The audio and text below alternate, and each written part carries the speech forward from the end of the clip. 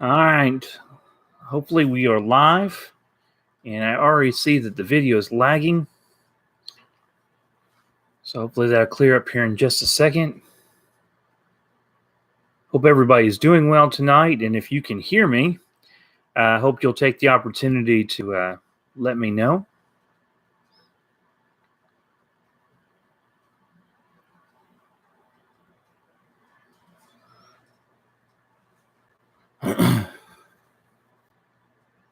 I don't know why we're lagging like this. We shouldn't be lagging at all.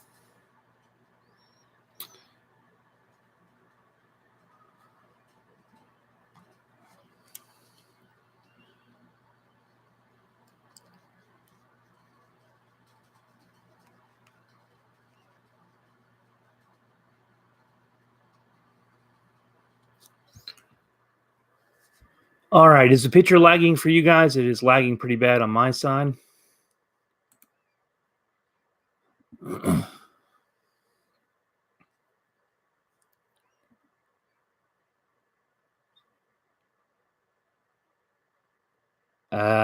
Well, if everybody else can hear me, then it's not on my end.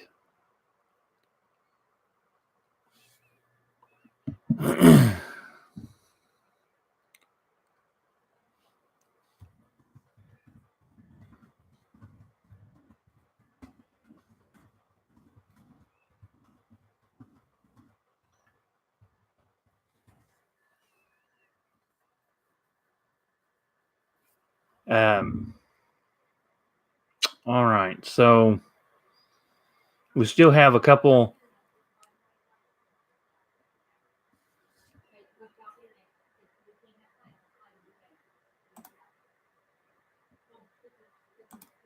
All right, so I apologize about the lag with the screen. Hopefully that won't slow us down too much. Hopefully everybody can hear me in real time, and I will try my best to work on the screen. And we're going to go to a PowerPoint here in just a second anyway. So hopefully you'll be able to follow me there, even if I'm kind of lagging right now on the video. Welcome to our first class, and we are going to get started by talking about some housekeeping items, as I like to call them, and we will go from there into our class or main class material for tonight. Let me click here real quick and set this up. Sorry. That should bring in our chat. All right. First thing I want to do is encourage you all to, if you haven't been to the website, if you haven't been to the classroom, to do so.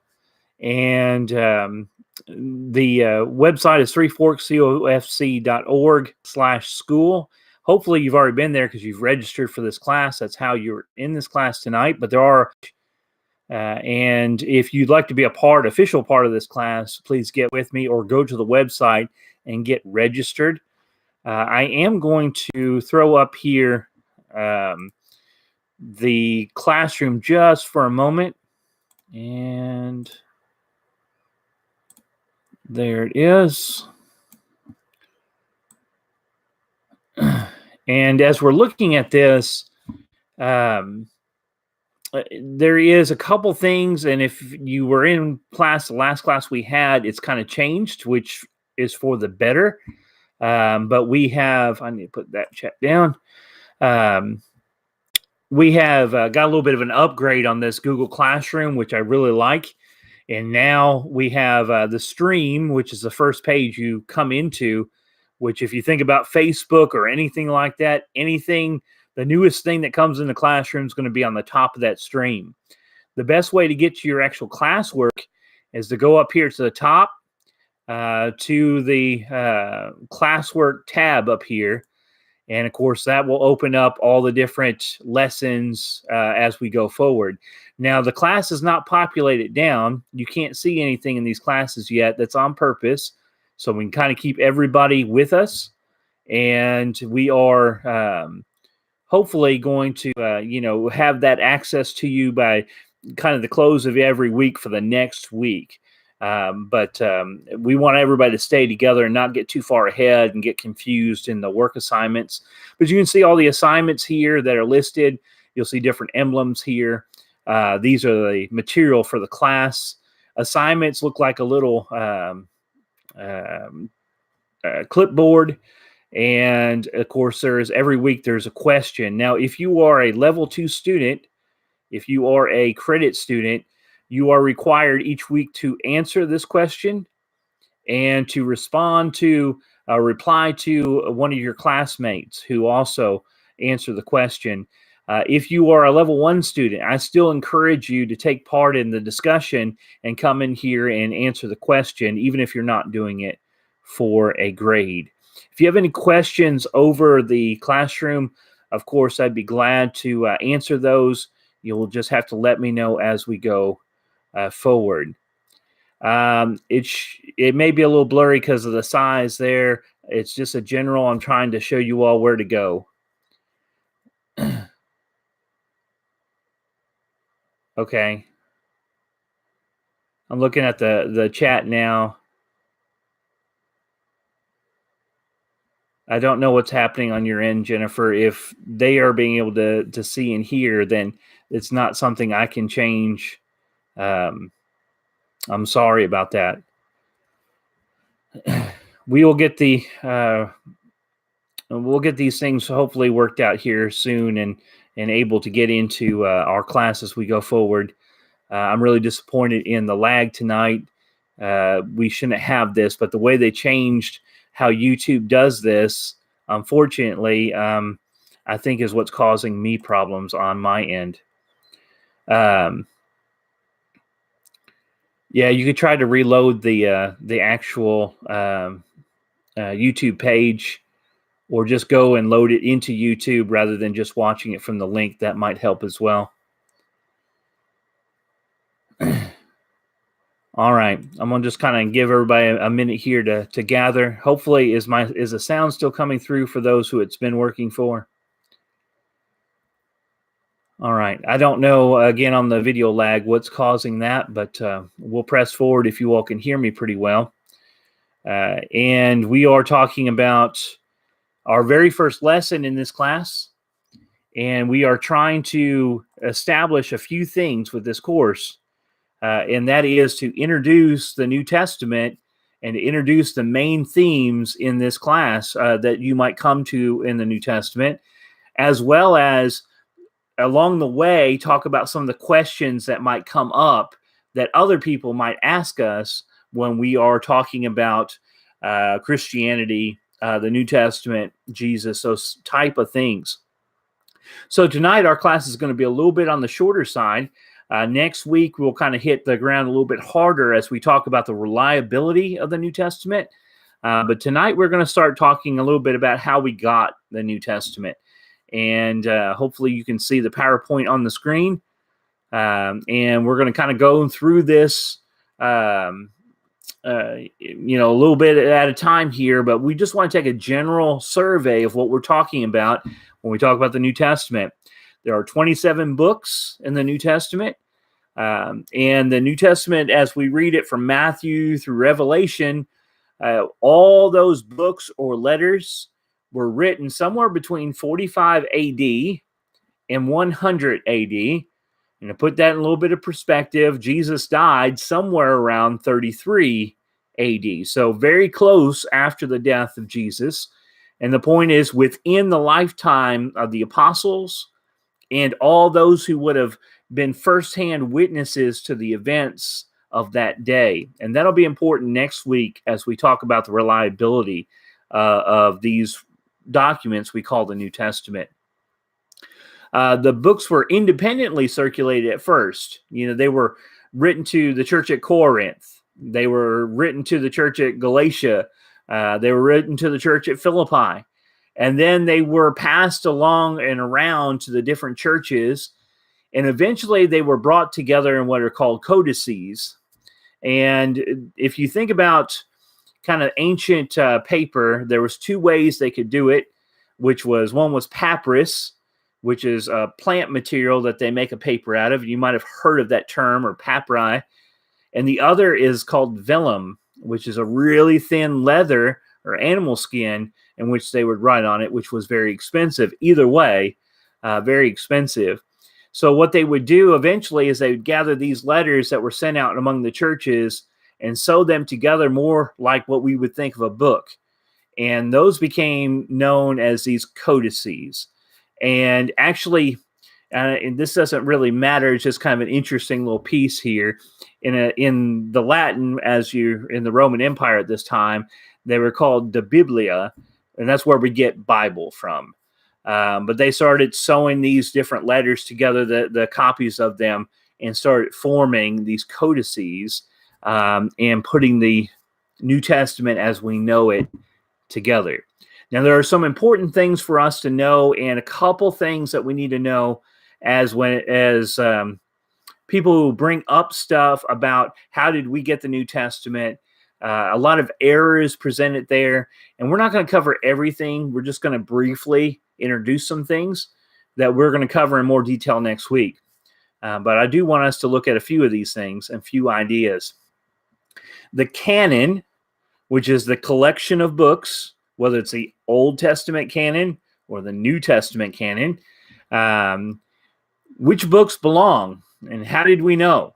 You know, there's a lot of books that proclaim to be written by someone related to an apostle, for instance. You might have heard of the book of Thomas or the book of Peter or something of the like. And why weren't those books included? Why are only the ones that we have in our New Testament? And that's an important question, an important thing for us to consider. So a couple things as we look at it tonight. One is that it wasn't just that eventually someone decided, hey, let's choose these books and let's throw out these other books. But as time went on, there were these what are called heretics, which means heresy or someone promoting heresy. And they became a big motivator for the church in its first century into second century and into the third century to make sure that only the books that they had accepted, only the books that they have known were the ones that were being taught. So there was one prominent heretic, his name's Marcion, and he died somewhere around 160 AD. And to give you an example of what I'm talking about as far as a heretic, he didn't believe in the Old Testament at all. He didn't believe in the God, if you would, of the Old Testament.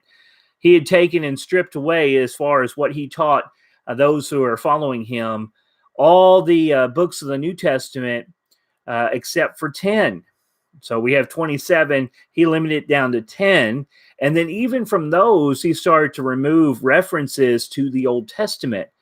And he was widely rebuked by the church and those who knew and those who understood the scriptures.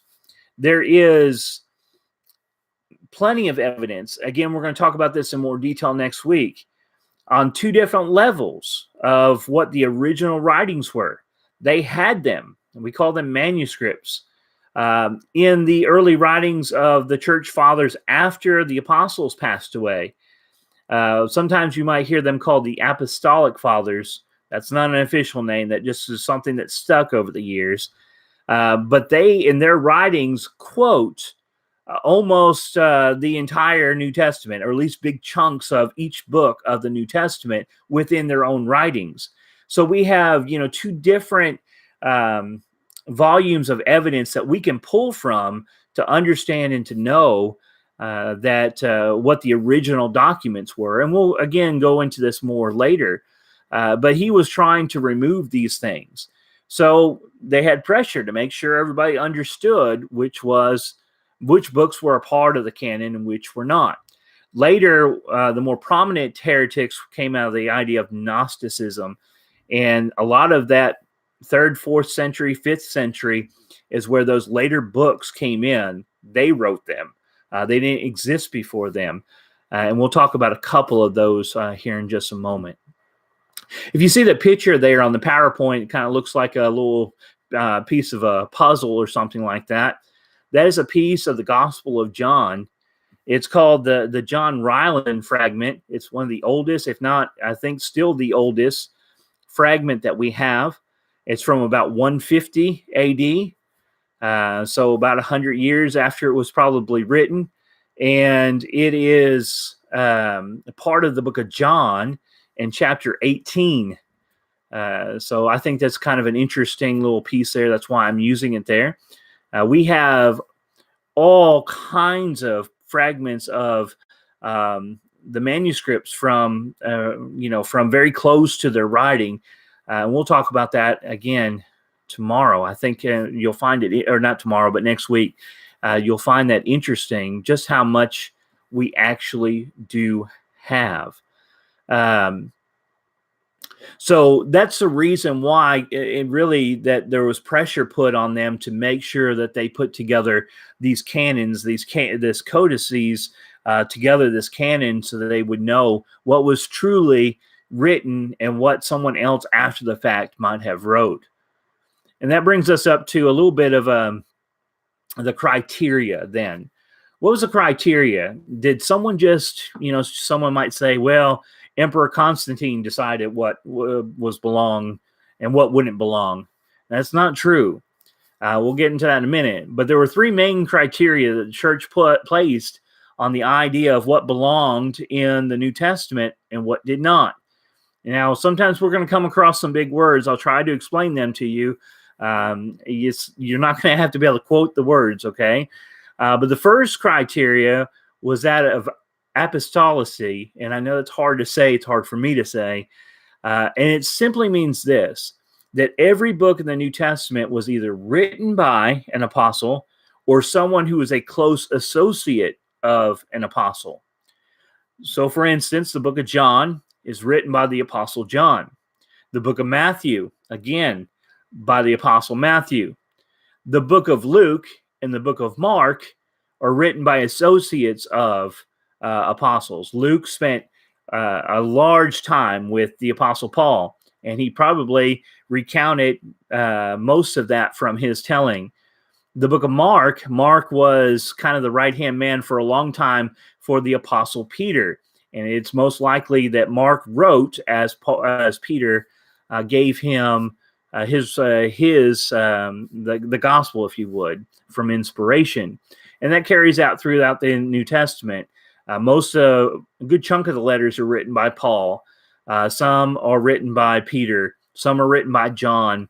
A couple are more questionable. We're not sure who wrote Hebrews, but it was accepted early on to be genuine, and it was included. Most people actually believe that Paul wrote that book.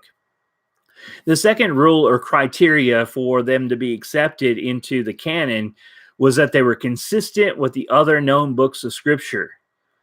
The later books, what are called the Gnostic Gospels, they depart largely, big time, in big ways from the original doctrine, the original teachings. So they're real easy. Anybody who's actually studied these things, it's real easy to tell that they don't belong in the New Testament. They bring in and introduce things that didn't happen. They introduce things and people that weren't a part of it, and things that are drastically different that had no evidence or anything else to back it up. In that day, they were very easy to see. Sometimes we get some people confused today because there's so much time in between, but the church understood what was and what was not included. And the third was that idea, consensus, that there was widespread and continuous use within so what had been passed around, they knew what belonged, and therefore they could understand what did not belong. And I've said this and used this illustration before of a man who has been trained to be, to spot counterfeit money. He doesn't train at all of the different variations of counterfeit. He trains in knowing what the original is, and then he can spot a counterfeit every time. And the church was able to do that. And that's why these things were never accepted in the church, though they have over an occasion in certain places come back up with some kind of conspiracy theory to say, oh, well, these were rejected for some other reason. There's another argument that I don't have on the slide. It's called the priori argument or the priority argument. And that's the idea that this is God's word, that there is an idea of faith here, that God would make sure that his word was preserved for his people to be able to know and to follow. And I believe there's a lot of weight to that. Knowing God, knowing how he works through time and space, certainly we can establish that from the Old Testament as well as the New. But those are the three main criteria of why what we have in the New Testament is there versus some of these other side books that people may have heard of. All right, I want to pause here for a moment, hoping that you all are still hearing me okay. I think my video is pretty much locked up at this point. All right. I'll get some questions going here in just a moment. But one more little slide here. Whoops, too many. With this said, and we're just going to, again, introduce this. We'll talk about it more next week. But we want to make sure that we understand why we need to know these things, because these things come up in our everyday life and in our society and in our culture and with people that we might know. But arguments that you might hear or that you might encounter, it's alleged by some. And I put example here, Dan Brown. Dan Brown a few years ago came in with this idea that that there was this conspiracy to hide who Jesus really was, and there was this idea that these books were hidden. Well, it wasn't a new conspiracy, a new idea, but he wrote this book, The Da Vinci Code, and of course later a movie. And the idea is that in 325 AD, the Council of Nicaea, or the Nicene Council, you might have heard that, decided that all of a sudden Jesus was God. And before that, they didn't really believe that he was the Son of God. And, they hid his true identity as a prophet and not as deity. Except it's bogus to anyone who actually studies the evidence. The original documents, we just had up there the Ryland fragment from 150 AD, more than 150 years before they proclaimed that, of the book of John, which John proclaimed him to be deity. All the early writers in the second century and third century, that's in the 100s and 200s, also believed him to be deity and the Son of God. But he pulls up this Gospel of Thomas, which was one of those Gnostic books, probably written later than 400 AD, to make that argument. And people bought it up. I think $750 million he made on that movie. But it's simply not based in the evidence. Anyone that is remotely familiar with the actual evidence that we have knows it's not the case. We have extended writings, like I said, before the Council of Nicaea, that show the early church believed Jesus to be the Son of God, including the New Testament documents themselves, as well as the writings, which we have a ton of men like Ignatius and so forth that were right after the apostle in that era. Again, 200s and 300s. So the claim is just false on its face, but it makes a good conspiracy theory, so people tend to like it. Unfortunately.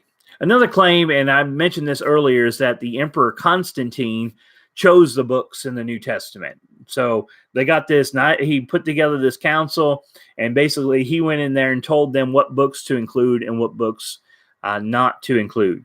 And again, the actual evidence, there's no evidence to support that at all. It's just a claim in space. The evidence supports what we talked about earlier. They accepted the books that were generally already accepted.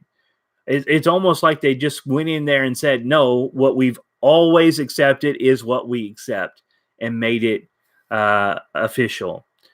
So there is these claims that are made, but we need to always ask, what's the actual evidence behind those crazy claims that are made?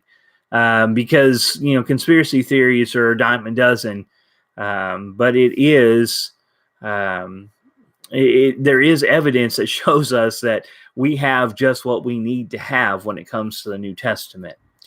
Now, I'm going to pause here. This is kind of the end of our PowerPoint And I'm not going to go back to the main screen because it's lagging so bad. I think they'll just throw us off anyway.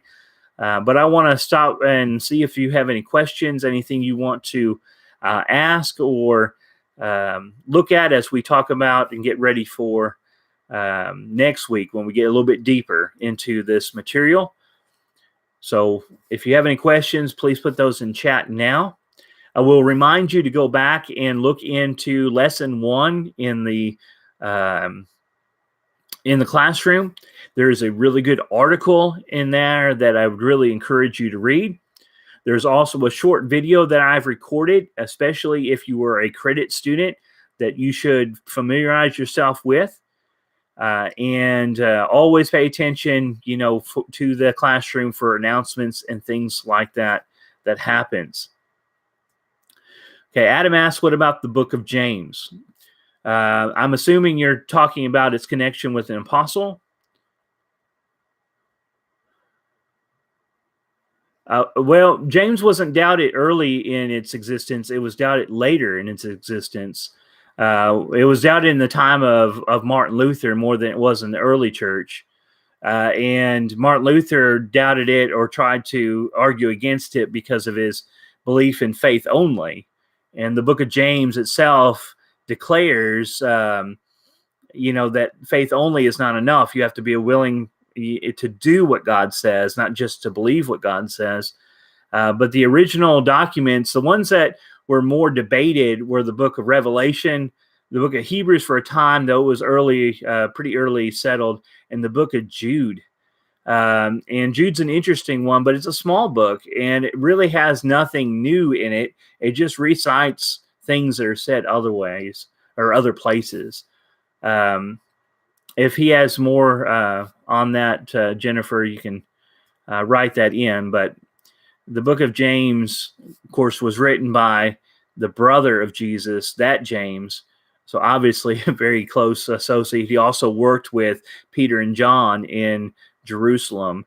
So that talks about the closeness to the apostolic connection there.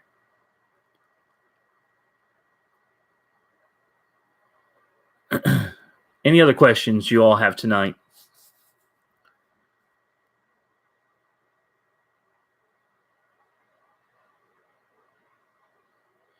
Tiffany writes, and I can't see all this. Let me drag this over a little bit.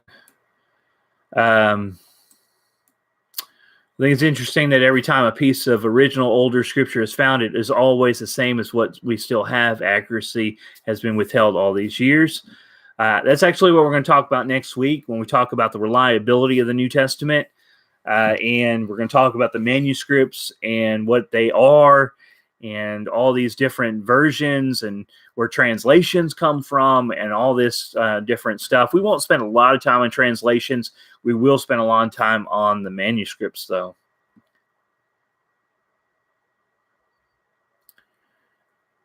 Yes, they will be, and you will have access to them at the end of the previous week. So Friday or Saturday this week, you should have access to all the material for lesson 2. Right now, you have access to all for lesson 1.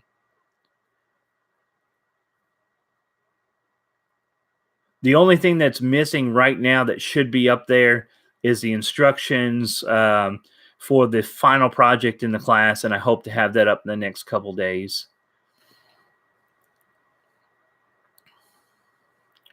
I do want to apologize for the technical difficulties. Some of those I can't help that's happening on your end, where it goes blurry or someone has problems with sound where everybody else doesn't. But this video problem, I'm not sure what has happened here. And I even tested this before we went live tonight, and everything worked fine, of course. So I'll have to figure out what's behind that issue, and I apologize for that. The only assignments that are there, Jennifer, for this week is the discussion question. If you're a credit student, you need to do that question. The other is, like I said a minute ago, a short video introducing some quick things and an article that's not a required read, but it is material to reinforce our class. So it is in a suggested read at best, or at least, rather. Any other questions tonight? Our normal run time will be somewhere around 30 to 45 minutes. If we're going to have a longer class, I will try to warn you ahead of time that, hey, next week is going to be a lot of material. And I'm going to say that right now. Next week is going to be a lot of material. So class will probably be at least 45 minutes. So you can kind of count on that. Again, you can go back and watch this by going to the same link. It may take a few minutes to after the original is done to process, but you should have access to it. We will be on Tuesday night. We're only on Thursday night this week because it messed up on Tuesday night.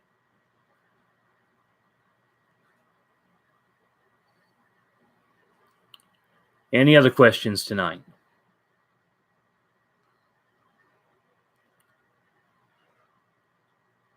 All right, guys, I'm going to hang out with this live feed just for a couple more minutes in case there are some final questions.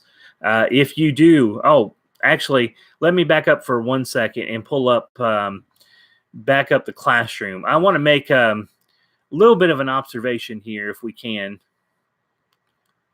Let's see. In the classroom, when you go to make comments, there are two different comments. You need to be careful when you do this. There are private comments, and then there are class comments. Private comments are only seen by me, so your classmates cannot see them. And if you can see the screen right now, like this honor integrity code, and you'll see a little box up here with 4, that is a classroom comment. Now, your screen might look a little different than mine because I'm on the teacher end rather than a student. But you'll see down here, class comments.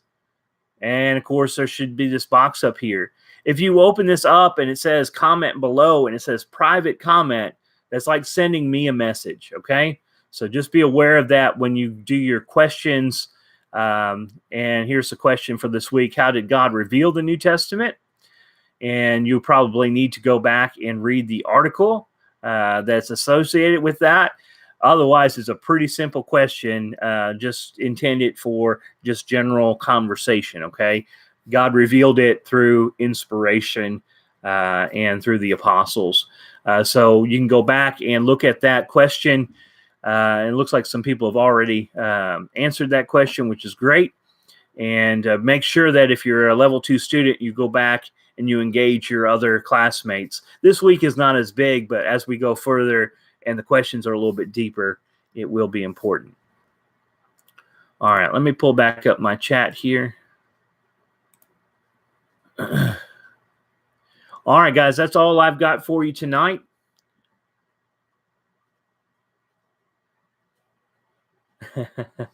That's okay, Shayna. It's just the collection of books, the official collection of books. And just keep that in mind. That's all we need to know in this class. I love the assortment of emoji, though. That's very nice. All right, guys, that's all I have for this week. Unless you all have more questions, I'll keep the live feed open just for a couple more minutes in case you do. Otherwise, we're dismissed for tonight, and I will see you Tuesday. Remember that you can comment anytime, send me a message if you have any questions about any of the material in the classroom or for any other reason. All right, thank you, guys, and hopefully we'll have the feed straightened out a little bit more next week.